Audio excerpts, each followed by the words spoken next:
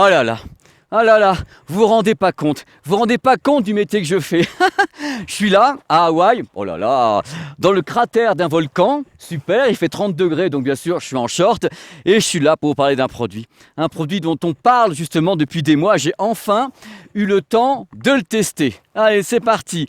Voilà, bonjour, bienvenue sur ma chaîne YouTube PP World pour le test des intras True Wireless avec réduction de bruit qui s'appelle les Libraton Track Air Plus. C'est carrément une légende urbaine ce produit. Tout le monde dit ouais, alors il coûte moins cher que les AirPods Pro, il coûte moins cher que les XM3 et il paraît qu'il leur met leur race, qu'il leur met leur tannée. Donc moi je me suis dit allez go, on va tester ça, j'ai un petit peu de temps comme ça. Dans cette vidéo on va faire un tour du propriétaire. Mais qui est donc Libraton et qui sont ces Track Air Plus dont on n'arrête pas de me parler de tous les côtés? Il y aura bien sûr les tests audio sur le terrain. Qu'est-ce que ça vaut?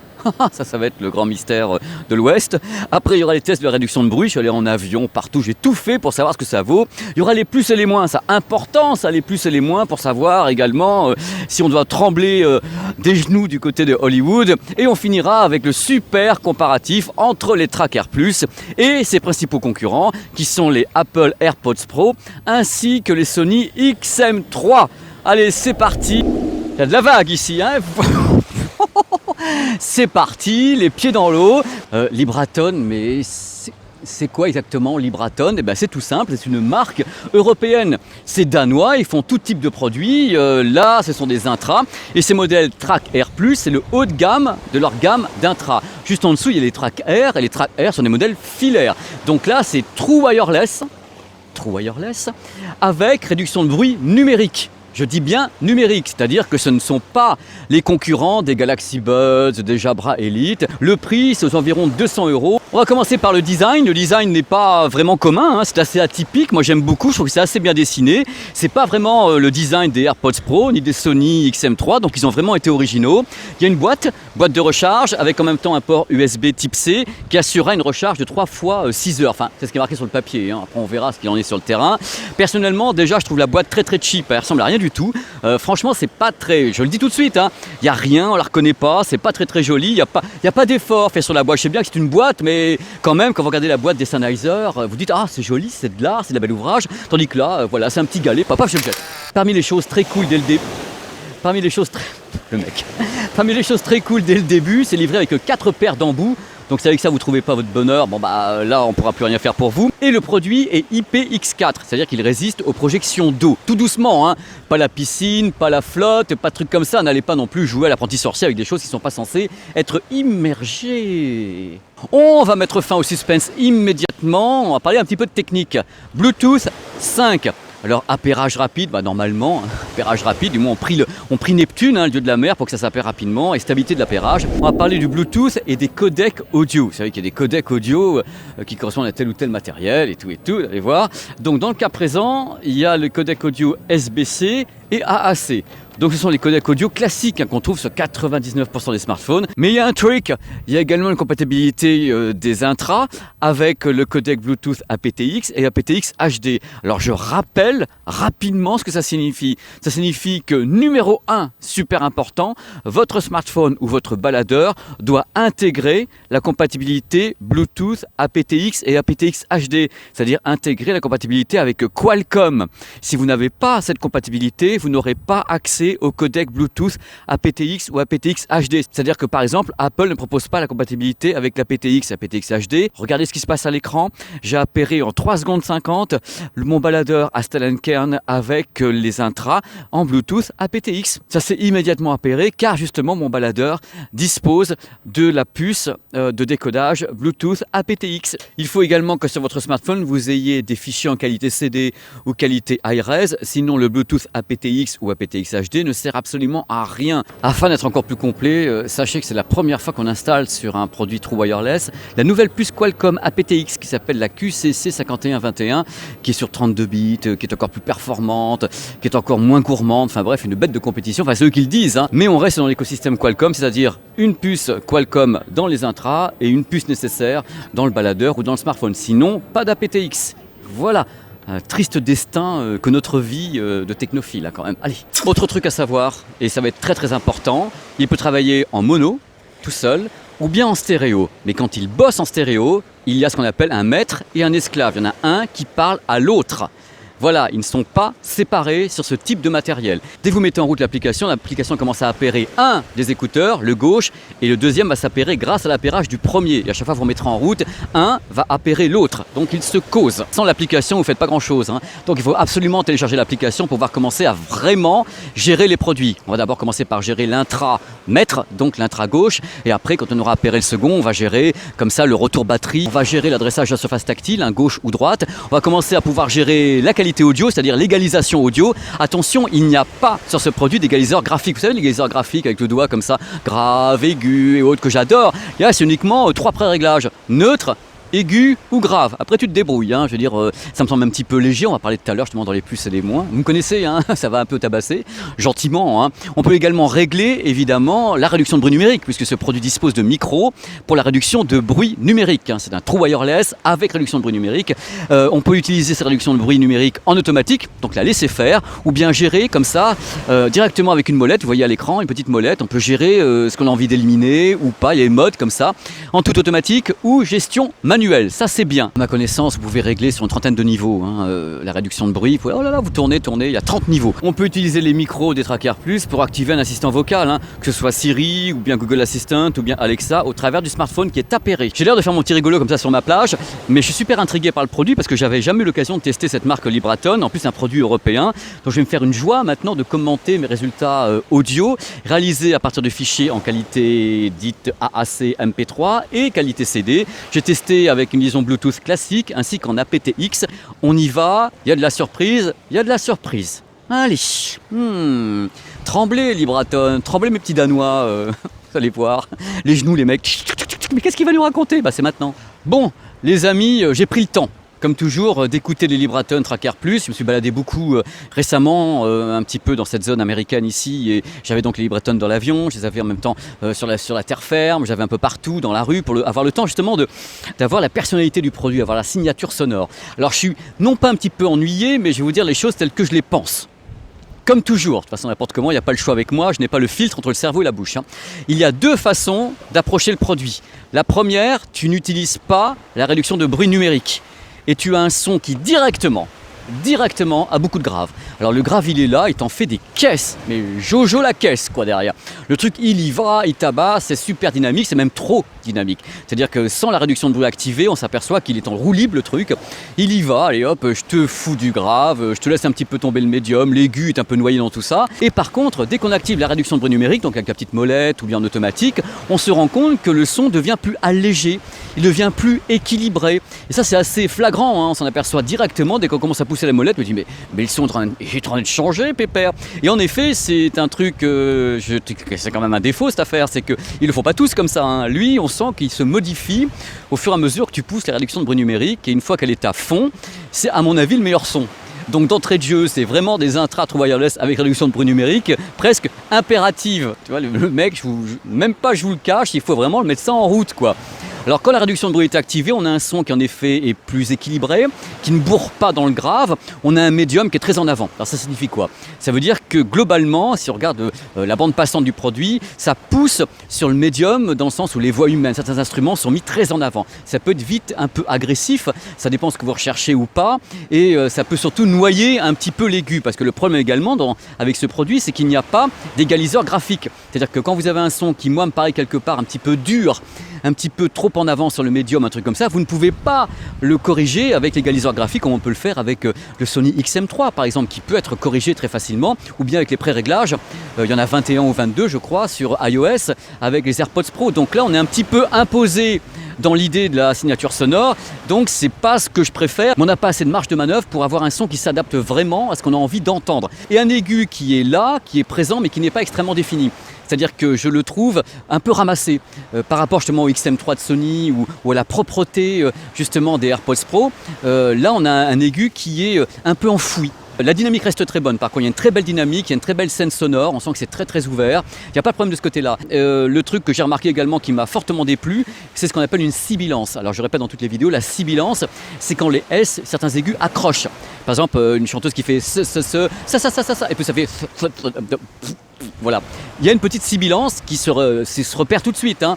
J'ai remarqué ça dès que j'ai foutu le truc en route. J'ai dit, mais il y a de la sibilance quand même. Globalement, côté donc signature sonore et texture audio, je peux pas vous dire là maintenant tout de suite, tiens, on a trouvé les meilleurs intras du monde. Je peux pas vous le dire. J'ai dit la vérité, tout ce que je pense, comme toujours, ils m'ont pas fait mal à la tête, hein, mais limite par moment. C'est-à-dire que l'écoute avec le médium en avant peut être vite assez fatigante. Selon moi, j'ai pas senti vraiment de réelle différence au niveau de la texture audio entre un signal AAC classique, donc 256 kbps par seconde, avec de la PTX ou aptX HD. Je n'ai pas senti le gap, j'ai pas senti la montée dans la finesse et autres, parce que justement l'aigu est un petit peu moyen, un petit peu sifflant, et qu'il n'est pas, à mon sens, assez défini pour justement permettre d'avoir toutes les subtilités. Bon allez, je vais embarquer. Donc c'est un petit vol de 40 minutes et je vais en profiter pour écouter les Libraton Tracker Plus avec réduction de bruit à l'intérieur de l'avion. Donc décollage, atterrissage, voir ce que j'entends. C'est sympa dans le coin.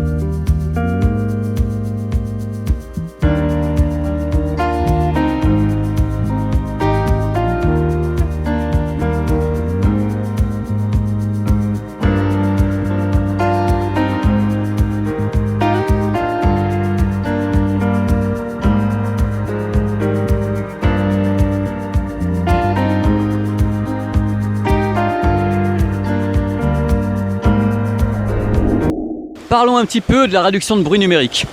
Alors, je l'ai testé en mode automatique et je l'ai testé évidemment en mode manuel. Alors en mode automatique, ce qui est bien, c'est qu'en fin de compte, le produit va se gérer par rapport à ce que les micros captent. C'est-à-dire que le mode automatique, il y a du bruit, il s'adapte. Il y a moins de bruit, il s'adapte. C'est vraiment assez bien fichu. Globalement, ça fonctionne, cette partie-là fonctionne. Quant à l'efficacité réelle de la réduction de bruit par rapport justement au XM3, au AirPods Pro, elle est moindre. C'est-à-dire qu'en effet, les Libraton Tracker Plus n'arrivent pas à réduire autant tous les bruits que peuvent le faire les deux autres, et notamment le Sony qui permet de sélectionner le type de bruit à annuler. Je rappelle que dans l'interface Sony, vous avez un mode de réglage qui permet de savoir est-ce que vous voulez plus ou moins les voix humaines, est-ce que vous voulez des trucs comme ça, donc c'est beaucoup plus précis. Alors le mode manuel est assez marrant puisqu'on tourne la petite molette comme ça, et justement en tournant la petite molette, on ajuste correctement par rapport à ce qu'on a envie d'éliminer. Wow, comme la plupart des intras à réduction de bruit numérique, on a beaucoup de mal à réduire le bruit du vent. Ça reste une tannée à réduire, et les Libraton, comme les autres, affichent quand même le bruit du vent. Si ça souffle vraiment, vous allez entendre, ça on n'y peut rien du tout. Il y a très peu de casques déjà qui arrivent, alors les intras, laissez-moi rire, j'ai encore mal aux côtes. Globalement, ça revient à ce que j'ai dit sur la texture audio. C'est un produit qui n'est pas mauvais. C'est un produit qui est bon, on sent qu'il est bien pensé, qu'il y a des trucs positifs sur le produit. Mais le problème des Tracker Plus, c'est qu'en phase 2, ils ont deux cadors. Ils ont deux géants avec les AirPods Pro et Sony XM3 qui ont une longueur d'avance technique dans le côté justement interface, dans l'efficacité de la réduction de bruit. Côté autonomie, c'est correct, je suis arrivé à 5 heures et quelques, il n'y a pas de problème là-dessus. La recharge se fait très rapidement, j'ai bien aimé globalement l'application, c'est vrai qu'elle peut rendre service, elle est incomplète à mon sens, vous allez le voir dans les plus et les moins tout à l'heure, mais globalement c'est un produit qui est en demi-teinte. À savoir également, même si vous n'avez pas l'application qui est enclenchée avec les intras, vous avez accès en tapotant ici à un mode Hear Through, donc les micros se mettent en route et vous écoutez ce qui se passe à l'extérieur. Une réduction de bruit également, vous appuyez et tôt ou tard vous allez avoir un mode qui va être un mode par défaut. Mais vous ne pouvez pas gérer après les choses, il faut passer par l'application pour le faire. Concernant la captation des voix pour les appels téléphoniques, c'est dans la bonne moyenne. C'est pas ni exceptionnel ni pas exceptionnel, c'est clair, c'est dans la bonne moyenne. Je rappelle dans toutes ces vidéos qu'à ma connaissance, il n'y a aucun intra qui est capable de capter correctement les voies humaines dans le brouhaha d'une rue avec plein de voitures ou bien dans un aéroport et autres. C'est toujours très compliqué et j'ai déjà expliqué pourquoi dans cette vidéo. C'est que les intras n'ont pas la possibilité de stocker autant de micros qu'un casque. Le casque, vous pouvez mettre plein de micros vu la forme d'un casque en plus et vous pouvez donc avoir une meilleure captation justement des micros comme le Bose 700. Là j'ai un micro casque parce qu'il y a du vent autour. J'essaye même pas d'avoir un micro cravate. C'est même pas la peine, vous allez entendre et vous allez dire oh Pépé, tu déconnes, tu connais rien du tout. Oui. C'est pas pour rien que j'ai appelé cette chaîne Pépé World, car pour les plus et les moins, je vais aller faire un petit tour à Los Angeles. Go! Et ben voilà, ça y est, Los Angeles, Sunset Boulevard avec le beau poster derrière, enfin le poster, le mur, enfin l'immeuble géant de Star Wars. Les plus, rapport qualité-prix. Le son a une qualité correcte du moment qu'on active la réduction de bruit numérique. La réduction de bruit numérique n'est pas mauvaise, c'est pas la meilleure du monde, mais enfin une fois enclenchée, il y a quand même des très bons résultats. Ce qui est bien, c'est qu'on peut gérer la réduction de bruit numérique, soit en automatique, soit directement en manuel avec la petite molette qu'on tourne comme ça, donc c'est un bon point ça. J'aime beaucoup le design qui est atypique. L'application est intéressante, elle est assez complète. Là encore, c'est pas la meilleure du monde, mais il y a quand même des fonctions. Côté autonomie, je suis arrivé à 5 heures. Compatibilité avec le codec audio aptX et aptX HD pour les gens qui auraient un smartphone ou un baladeur intégrant la puce Qualcomm. La réduction de bruit passive est correcte, c'est-à-dire dès qu'on enfonce, voilà, la réduction de bruit externe est tout à fait correcte.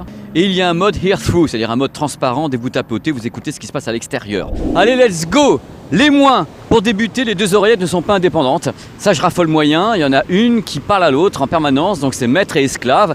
Ça, c'est un truc qu'il faudrait essayer d'éviter quand même en 2019-2020. Il n'y a pas d'égaliseur à bande dans l'application, c'est-à-dire qu'on ne peut pas régler grave, aigu au doigt comme on peut le faire avec justement Sony XM3. Ça, c'est un truc que je regrette. Il n'y a que 3 modes, neutre, aigu ou grave. Et on touche rien d'autre. C'est difficile de rattraper des trucs avec ça. Coucou. Il n'y a pas de gestion du volume sur l'oreillette tactile. Globalement, il y a ce qu'on appelle la sibilance sur l'aigu, c'est-à-dire que l'aigu accroche un petit peu, ça se mélange un petit peu, c'est un peu de sibilance. Le médium est très mis en avant, ça peut être un peu fatigant à la longue. Lorsque l'on n'enclenche pas la réduction de bruit numérique, il y a un grave qui est vraiment très présent, voire beaucoup trop présent, c'est carrément un défaut. Et quand on active la réduction de bruit numérique, le son change carrément, le grave devient beaucoup plus léger, le médium reste là, mais l'aigu garde sa sibilance. La boîte, c'est quand même pas un super effort de design, c'est quand même pas un super beau truc, elle fait super plastique. Là c'est non quoi, allez mettez des petites fleurs dessus, je sais pas, quelque chose qui fasse joli. Aloha les amis, aloha Los Angeles, c'est pas aloha ici. La réduction de bruit est bonne, ça fonctionne bien, mais elle n'atteint pas le niveau de la réduction de bruit numérique des Apple AirPods Pro ni des Sony XM3. C'est un bel effort, mais c'est pas encore à la hauteur. Hop. Là maintenant, c'est l'heure de vérité, comme annoncé au début de la vidéo, c'est le comparatif. Bon, je saurais presque résumer en disant il n'y a pas photo. C'est vrai, il n'y a pas photo. Il est vrai que les Libraton, c'est un bel effort. C'est-à-dire que les Danois, ils sont allés, ils ont fait un effort industriel, un effort de conception, tout ce que vous voulez. Malheureusement, la texture audio, personnellement, je la trouve globalement assez criarde, donc assez fatigante à la longue. Donc, le comparatif entre les Libraton, Sony et Apple, eh bien, c'est tout simple, c'est un top 3. À mon sens, comme je vous l'ai déjà dit dans une vidéo qui apparaît là, à mon sens, les meilleurs seraient les XM3, puisqu'ils allient une qualité audio que je trouve très dynamique, très rebelle, avec en même temps une excellente application qui permet de vraiment bien gérer les choses et une très belle réduction de bruit. Juste après, coude à coude, franchement, c'est coude à coude. Il y a les AirPods Pro, vraiment prêts à l'emploi, un son hyper propre. On peut gérer 21 paliers différents de réglage d'égaliseur et autres. C'est un produit redoutablement efficace, les AirPods Pro, donc j'aime beaucoup le produit. Et en troisième position, il y a les Libraton Tracker Plus qui, à mon sens, ne parviennent pas à damer le pion, donc à faire mieux que les Sony ou que les Apple, tant au niveau de la réduction de bruit numérique, tant au niveau de la qualité audio, de ce que j'appelle la texture audio, de la signature audio, qui est très différente et qui, moi, me va moins, et j'ai expliqué pourquoi dans ce test. En effet, les Sony XM3 ou les AirPods Pro d'Apple sont plus onéreux, de 40 €, je crois, ou de 50 €, mais à mon sens, c'est justifié. Pour moi, c'est clair. Il y a un top 3, vous l'avez eu, comme ça vous ne pourrez pas dire « Ouais, Pépé, il dit pas ce qu'il pense et tout. » Je dis ce que je pense, je gueule, et puis en plus personne m'entend ici gueuler. Voilà, c'est mieux qu'Alien dans l'espace, personne m'entend gueuler, il n'y a personne sur ma plage. J'espère que ça vous a dépaysé quand même, ça vous a fait plaisir et tout, ce petit test. Fait les pieds dans l'eau, j'ai comme toujours pris beaucoup de plaisir à faire ce test, à vous dire ce que j'en pensais. Après tout, c'est pas moi qui ai créé le produit. Je vous dis seulement ce que j'en pense après. Donc n'hésitez pas à vous balader sur la chaîne, à répondre à cette vidéo. C'est un débat. Là, c'est un débat, c'est des tests et il faut débattre entre nous. Quand on est passionné, on débat, on donne des avis courtois, on se parle entre nous. Allez, c'était petit message d'amour parce que tout le monde a besoin d'amour et moi aussi. Voilà. Donc voilà, c'est les bonus, ce sont les bonus. Donc ça c'est l'endroit que j'ai choisi pour tourner cette vidéo de Libraton. C'est une baie qui est très sympa et là-bas il y a toujours beaucoup de monde, enfin beaucoup. Je fais des guillemets sur le beaucoup de monde puisque c'est quand même très relatif. Les plages, il y en a beaucoup ici sur l'île de Hawaï qui contient Honolulu. Il y a beaucoup de plages donc les gens se diluent pas mal. Mais la baie est très recherchée parce qu'elle est vraiment très... C'est une crique en fin de compte. Et aujourd'hui il fait moyennement chaud, donc quand même un petit peu moins de monde, il fait 24 degrés. Et il y a pas mal de vent, donc il y a des gens qui ont besoin de plus. Regardez la couleur de la mer quand même. Enjoy, mais enjoy et enjoy tout quoi. J'espère que ça va faire un beau décor de vidéo. Oh, ben voilà, j'ai tourné la vidéo, donc je dois avoir pris 12 000 coups de soleil. J'avais mis de la crème, vous inquiétez pas, j'étais tartiné à une crème 50. Donc il faut au moins ça ici parce que ça tabasse. Donc voilà, c'est terminé. Elle est tournée. Je vais aller faire les plus et les moins ailleurs. Je vais les faire à Los Angeles demain. Et voilà, le trépied est là, le petit matériel, le petit gimbal, tous les smartphones. Et les Libraton sont là aussi. Je vais tout ranger. C'est comme ça que je construis mes vidéos parce que vous dites toujours mais l'autre débile, comment il se tape les délires entre les pays et autres. C'est que dans ma tête, j'écris rien. Il faut savoir, j'écris rien du tout. Et dans ma tête, je dis voilà, je vais faire cette partie-là ici. Cette partie-là ici. J'ai la possibilité d'aller après dans tel pays ou telle ville, bah, je continue là-bas. C'est un truc par puzzle. Et ça prend du temps. Mais quand je vois le résultat, je me dis, est-ce que j'ai fait rêver les gens? Est-ce que j'ai fait voyager les gens? Bah, j'espère. Parce que bien sûr, je peux faire du fond vert, c'est plus rapide. Et ça me rend service aussi. Je peux faire ça dans la même ville aussi. Mais quand j'ai la possibilité d'avoir comme ça des voyages multidestinations, je fais tout un planning par rapport à des tournages pour qu'on puisse aller d'endroit en endroit. Parce que faire un test produit high-tech, c'est ce qui me fait kiffer. Mais mon idée, ça a toujours été de mélanger le test de produit avec un vlog. Là, en ce moment, les vidéos, c'est carrément des vidéos de voyage en même temps. Et vous apprenez des trucs et vous voyez des paysages de ouf. Parce que c'est ce que je veux faire actuellement. Et il y a d'autres endroits que je rêve de faire dans le monde. Et beaucoup même. Parce que les gens me disent ah mais Pépé, quels sont les endroits que tu as envie de faire? Il y a des centaines d'endroits. Il y a des tas de trucs où je suis jamais allé, où je rêve d'aller.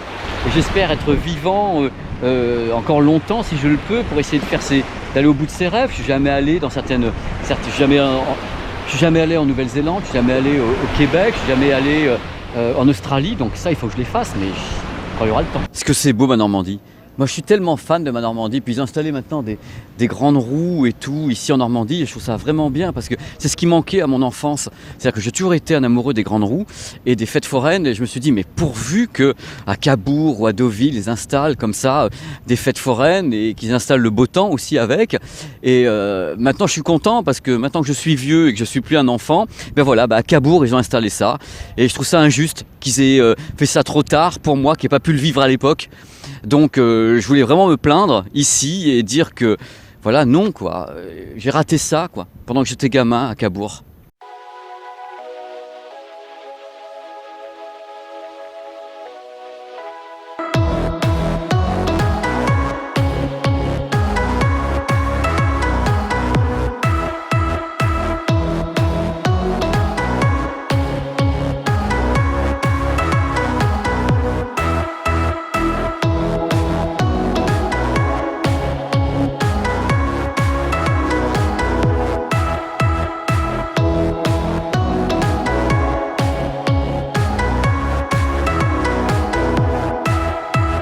Là, je suis sur Sunset Boulevard, regardez un peu les couleurs que prend l'affiche de Star Wars, enfin l'affiche, l'immeuble géant qui annonce Star Wars ici à Los Angeles. Pour les gens qui ne connaissent pas Sunset, Sunset Boulevard c'est quand même hyper commercial et c'est en même temps historique. Vous avez H&M, vous avez tous les magasins, vous avez des tas de restaurants qui sont ici. Et vous avez toujours ces grands panneaux qui annoncent soit des séries télé, puisque c'est ce qui se passe depuis des années, c'est que maintenant il y a des séries télé qui sont annoncées ici. C'est-à-dire qu'avant il n'y avait que des affiches, que des posters qui correspondent au cinéma. Et depuis peu de temps maintenant il y a Netflix, il y a des tas de gens qui annoncent ici, puisque Netflix a acheté carrément des palissades, à acheter des panneaux d'affichage. Ça fait que tout cet endroit qui était avant exclusivement réservé au cinéma est maintenant un endroit où on trouve des tas de choses relatives aux séries télé, puisque ici Netflix, ABC, HBO, il y a plein de providers qui sont très bien installés ici à Hollywood. Libre à tonne, libre à toi de répondre une autre version dans un an qui soit encore plus compétitive face à tes concurrents qui sont en face avec les dents longues et toi qui trembles ainsi devant Sony et Apple. Et tu as raison, mon petit lapin d'amour. Allez, à bientôt Libraton. La chanson qu'a tué Hollywood, hein, mais on ne sait pas quelle partie d'Hollywood encore. J'ai les pieds trop...